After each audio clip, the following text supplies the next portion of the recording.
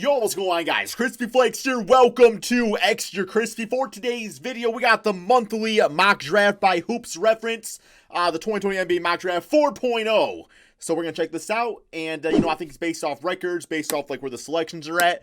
Know my Pistons probably going to be a top 5 pick, so, yeah, let's see what we're getting. Now, starting at the bottom of the order and working our way up to that highly coveted number 1 pick, with the 14th pick in the draft, the Portland Trailblazers select Devin Vassell from Florida State. Vassell has really burst onto the scene as a legit NBA prospect in the second half of the season, and I honestly can't think of someone more on the nose as a 3-and-D prospect than he is. He stands at 6'7" with incredibly long arms, has the natural instincts and ability on defense to make plays and pester the opposition, and he produces about 1 block and 1.5 steals per game. Offensively, he's also shown I like his jump shot, man. It kind of reminds me of Rashard Lewis. Some terrific strides as a playmaker and is already very comfortable getting to his spots and scoring efficiently. He shoots over 42% from 3 and 49% from the field, and while he still isn't the most comfortable creating his own offense off the dribble, playing alongside guys like Damian Lillard and CJ McCollum would make that no big deal whatsoever, because if there's one thing the Blazers need right now, it's wing production outside of those two, and he can space the floor exceptionally. We got next Tyrese Maxey. You heard of him for sure. The Sacramento Kings select Tyrese Maxey from Kentucky. Maxey's a player that, at his best, can be breathtakingly good. Damn, look at him take it to the rim. A surefire star at times. However, those glimpses have been somewhat rare, and his production can be a bit erratic. He's a slightly undersized shooting guard at 6'3" and doesn't really play like a Allen Iverson-esque. So that, combined with the fact that he's only shooting 28% from 3 this season, could be a bit concerning to NBA general managers.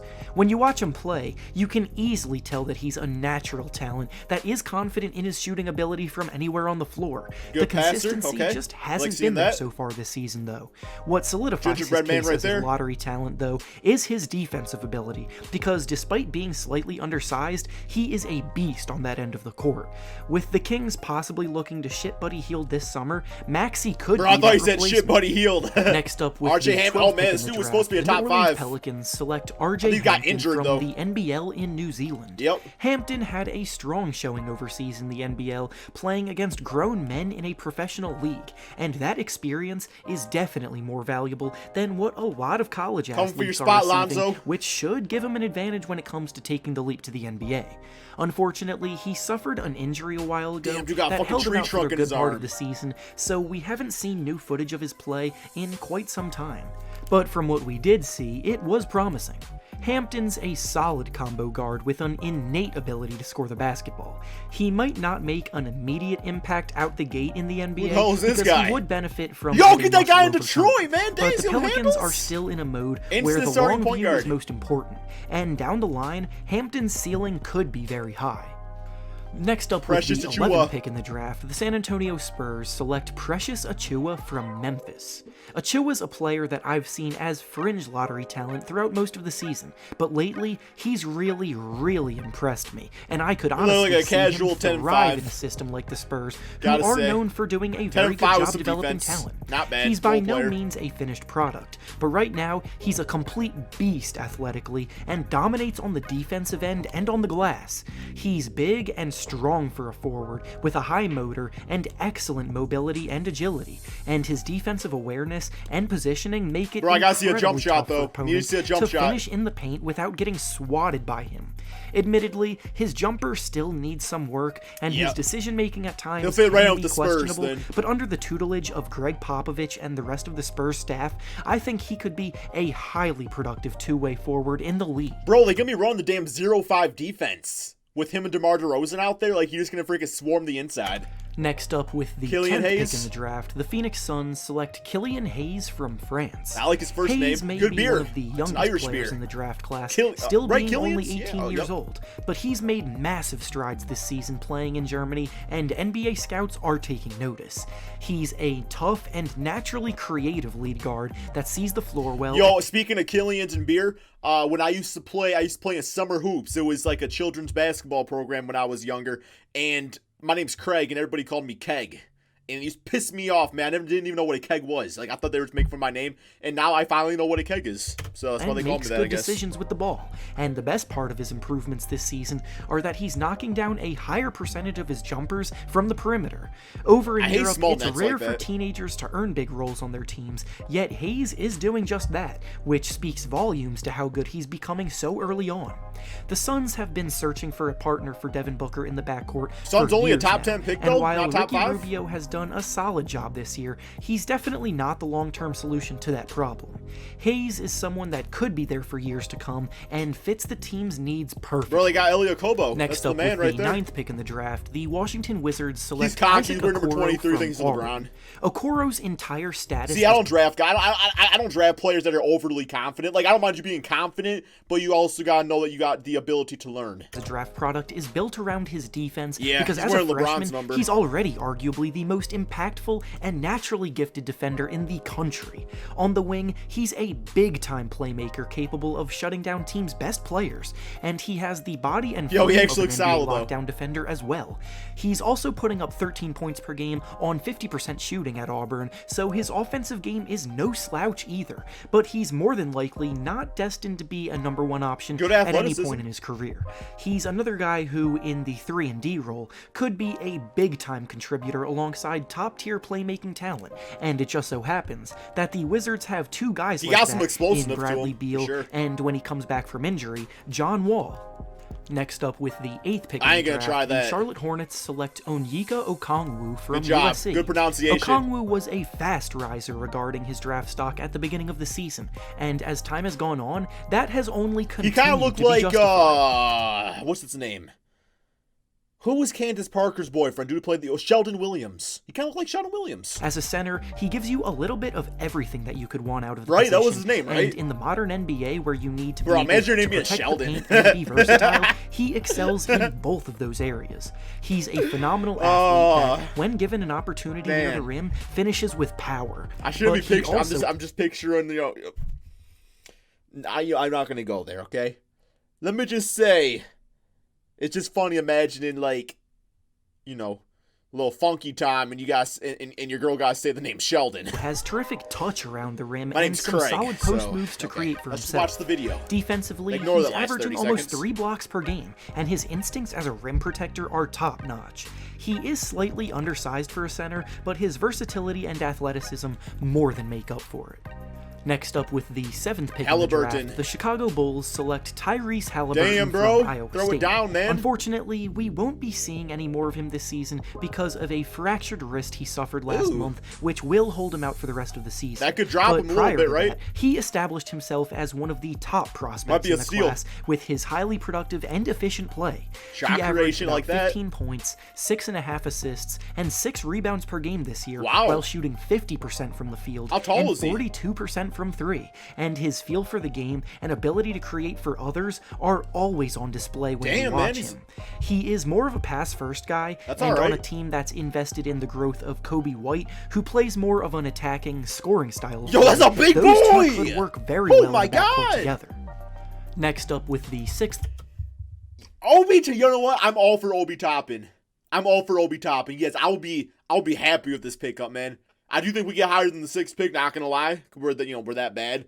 But yeah, because then you're looking at, we're gonna need a point guard. Derrick Rose's getting old.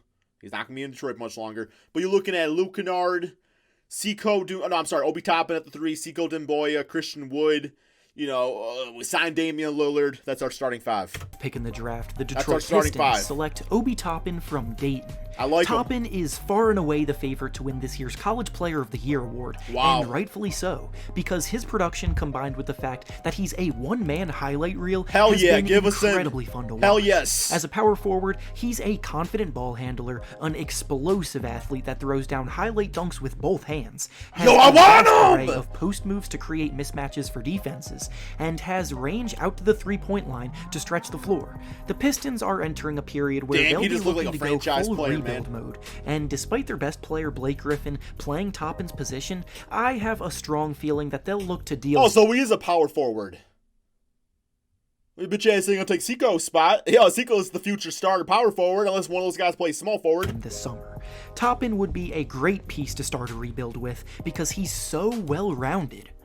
Now, before we get into the top 5, I wanted to once again thank Squarespace for sponsoring this video.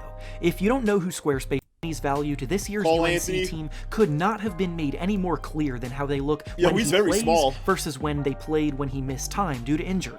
They're having one of their worst seasons in a long time as a program because without Anthony, they were one of the worst teams in the ACC. Cole brings leadership, toughness, and he can throw down though, man. That big time players need to make big plays on a big stage. Holy shit, bro! He nearly led the team to a win over Duke in what was one of the most exciting games all season long. The Knicks have been looking for a lead guard for a while now, and they don't need to look any further because Anthony should be their guy. Next up, with the 4th pick of the draft, the Atlanta Hawks select Deni Avdija. The Grand Slam, man. Avdija is the top European prospect in this year's class, and according to a few scouts, is drawing comparisons to Luka Doncic. Can we please stop with comparing every European white player to a good European white player because they're European and they're white and they're a basketball player? Oh my God! It seems like every damn year, if you're a power forward center, your ceiling is damn Dirk and your damn floor is Dirk Nowitzki. If you're damn shooting guard, you're damn Manu Ginobili. If you're a small forward, you're the Hedo Turkoglu or you're damn Luka Doncic now. Now, whether or not he'll ever come close to being as good as Luka is definitely no guarantee, but when you look at his playstyle and his strengths, the comparison does have some logic to it. Avdija has very good size for a wing player at 6'8". He's a very good and willing passer of basketball. He operates well on the ball and makes smart cuts off the ball, and is a solid scorer. What could make or break him as a prospect is his shooting, because while his stroke looks fundamentally sound and goes in at a decent rate, it's nothing special to this point, so if that improves over time, then the sky could be the limit. Up next with the 3rd pick of the draft, the Minnesota Timberwolves select LaMelo Ball from the NBL in Australia. We've all come to know LaMelo over the last few years because of the craziness that is his family, but the fact of the matter is that despite all of that noise, he's the real deal as an NBA prospect. Even though his season was cut short due to injury, there's no doubt that he impressed in his time in Australia. His defense scares me though. And as a guard, he has a ton of natural talents that very few others possess. Offensively, he'll be a beast. He's a big-time passer of the basketball that sees the floor exceptionally well and creates a ton of easy points for others. Plus, he's a triple-double machine and is incredibly entertaining to watch with his silky smooth handle, crafty ability to finish in the lane, and confidence to pull from anywhere at any time. New York needs him. Yes, efficiency was an issue for him this season, but at just 18 years old, he still possesses way too much potential to ignore, and is still easily a top 3 player in the class for me. Will he be better than Next up, with the 2nd pick in the draft, the Cleveland Cavaliers select Anthony Edwards from Georgia. Edwards has a very good claim to the top spot as best player in this draft, but he may get passed on at number 1 based on team need, which you'll see next. Yeah, but James Wiseman to the Warriors. The Cavaliers would be overjoyed to land a player of his caliber here. Especially in recent weeks, Edwards' already explosive game has taken another step forward, and he seems to be maturing as a player already. Kind of remind me of about 20 points per game this Bradley season, Beal. And the vast array of moves he has at his disposal, while also being a very strong guard, make him incredibly intriguing. He has all the tools to be a high-level scorer at the next level, and he doesn't even turn 19 until August, so he's producing at this high of a level despite being younger than almost everyone else. And finally, with the number 1 pick in the draft, the Golden State Warriors select James Wiseman, formerly from Memphis. Wiseman barely played in all this college basketball season because of a highly controversial decision by the NCAA to suspend him, which resulted in him choosing to drop out and prepare for the draft on his own. That's all right. Even though we've barely seen any tape of him against solid competition, the little we did see was promising enough, and just so happens that the Warriors are looking for a player just like him. He's 7'1" and controls the paint on both offense and defense, as he blocks shots at a high level and finishes well at the basket. Him being a rim runner alongside Steph Curry and the rest of the crew could be a scary sight. See, but that's the thing, is like, that's why I think he's probably going to get traded though. because, you know, that number 1 pick, it's valuable. Sure, maybe this draft's not like as deep as years past. At least so far. We don't know what it's going to be like in the future, right? Like maybe these guys are all NBA superstars, next best thing out there. But the Warriors, you know, with Klay Thompson, Steph Curry, all those boys out there, they've never operated with they never needed a great center. They always just had, you know, a casual center that could play some defense, grab some rebounds, you know, catch the basketball on the inside. So in my opinion, they probably package him and Andrew Wiggins and get like an all-star caliber player. And then they run with like Kevon Looney or something like that, because that's really all they need for their system. They don't really need James Wiseman. So yeah, I think they probably trade the pick. I don't know who for, but somebody. And the team might be back to contention after just one single down year. And with that being said, that's all I have for you today. All right, that is the end of the video, guys. So another great video by Hoops Reference. No really big-time disagreements here. Like I said, as far as college basketball, I don't watch a ton of it. I mean, I know the names and stuff like that for the most part, but, you know, I don't really keep too much track of it until later in the season or right before the NBA draft. But as far as I could see, damn good mock draft. That's all we got, guys.